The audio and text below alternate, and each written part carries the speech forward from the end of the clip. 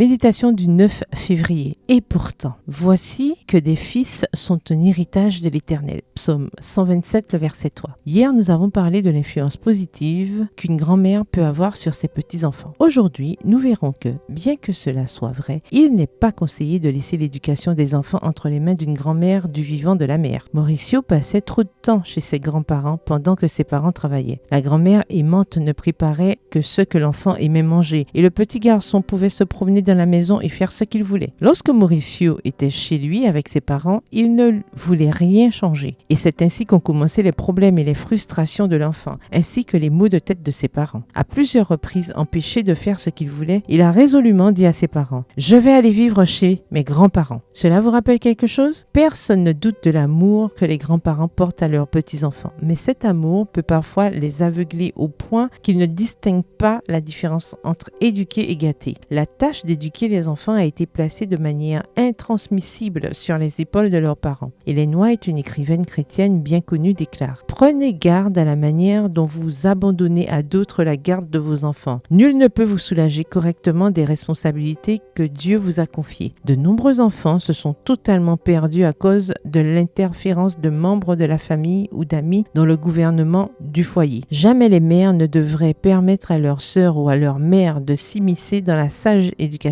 de leurs enfants. Bien que la mère puisse elle-même avoir reçu la meilleure éducation qui soit des mains de sa propre mère, dans 9 cas sur 10, en tant que grand-mère, elle gâtera les enfants de sa fille par une indulgence et des éloges mal placés. Extrait du livre Élever l'enfant, au chapitre 49 à la page 297, écrit par Ellen G. White. Le psalmiste dit « Voici que des fils sont un héritage de l'Éternel ». C'est-à-dire que vous avez été le don de Dieu pour vos parents. Et si vous avez des enfants, ils sont le don de Dieu pour vous. Et chacun doit prendre soin de son don. À moins qu'une mère ne soit pas en état ou n'ait pas les capacités morales, physiques ou psychologiques de guider ses enfants dans la bonne direction, personne d'autre ne devrait assumer cette tâche importante. La bonne nouvelle, c'est que Dieu qui vous a donné vos enfants peut vous aider à les élever. PS, heureuse d'éduquer mes enfants. Bonne journée, que l'Éternel vous bénisse.